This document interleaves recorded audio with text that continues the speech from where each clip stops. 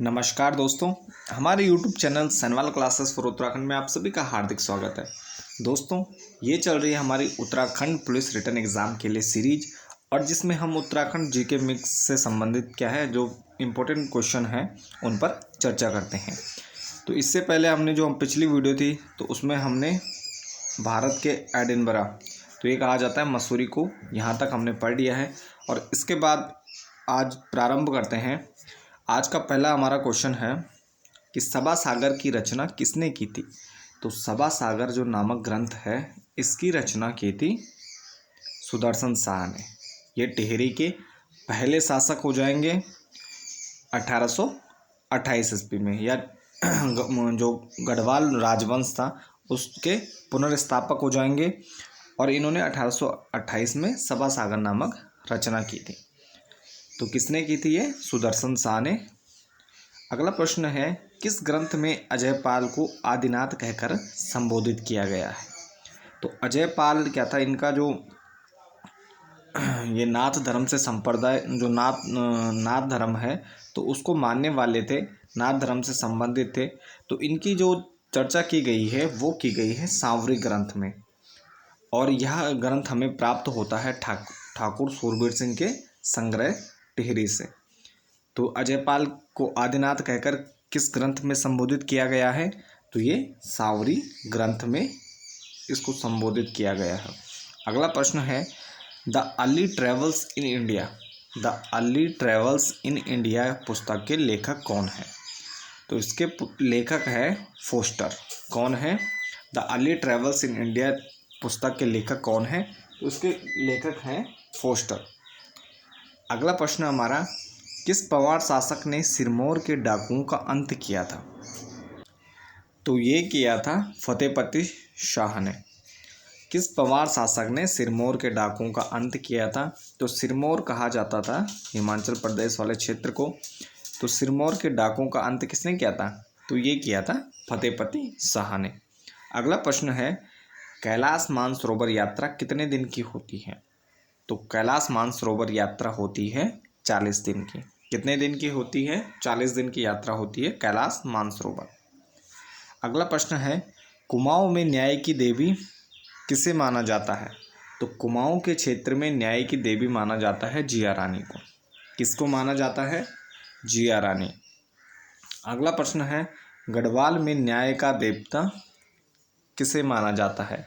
तो गढ़वाल में न्याय का देवता माना जाता है कंडोलिया को। कंडोलिया देवता को क्या माना जाता है? न्याय का देवता माना जाता है। अगला प्रश्न है कि उत्तराखंड का सबसे पुराना पीजी कॉलेज कौन सा है? उत्तराखंड का सबसे पुराना पीजी कॉलेज कौन सा है? तो ये है डीएवी पीजी कॉलेज देहरादून। कौन सा है? DAV PG college Dehradun.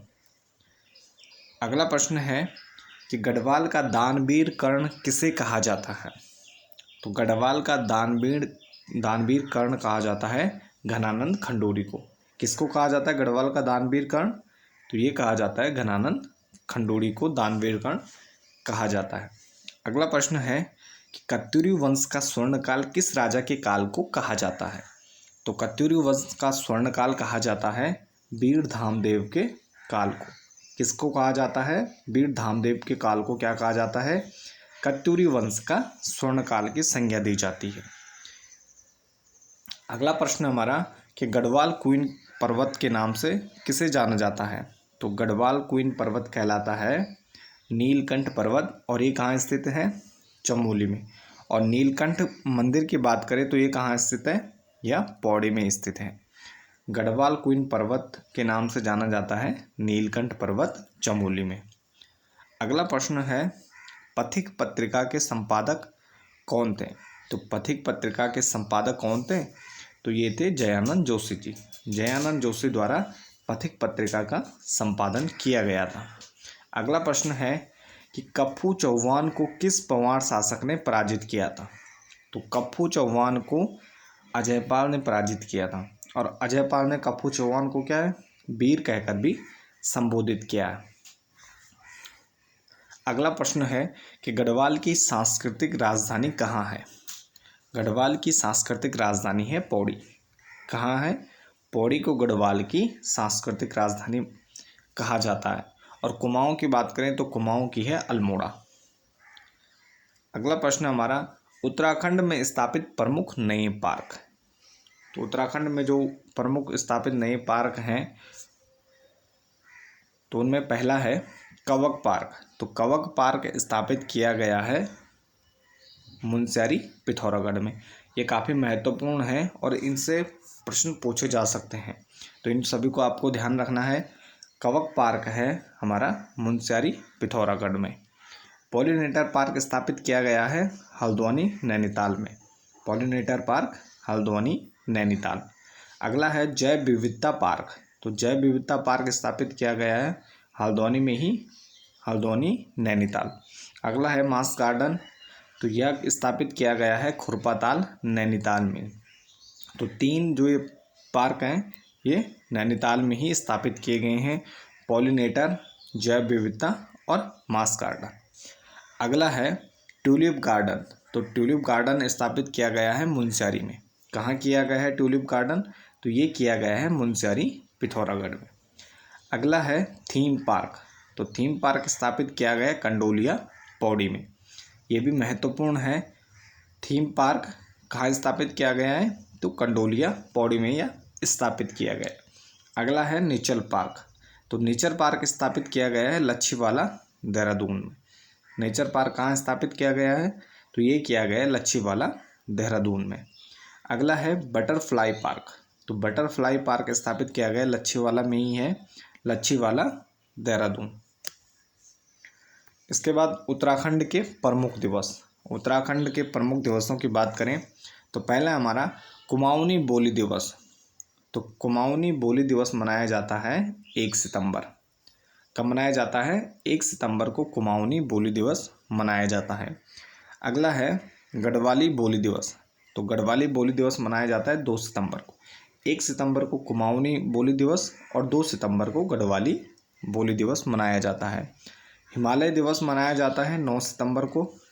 Himalaya दिवस कब मनाया जाता है? 9 सितंबर को मनाया जाता है। गौरव दिवस मनाया जाता है 10 सितंबर को। कब मनाया जाता है? 10 सितंबर को गौरव दिवस। अगला है जागरण संरक्षण दिवस। तो जागरण संरक्षण दिवस मनाया जाता है 17 सितंबर को। जागरण संरक्षण दिवस कब मनाया जाता है? 17 सितंबर को जागरण संरक्षण दिवस मनाया जाता है। अगला है उत्तराखंड साहित्य दिवस। तो उत्तराखंड साहित्य दिवस मनाया जाता है 19 सितंबर को। उत्तराखंड साहित्य दिवस कब मनाया जाता है?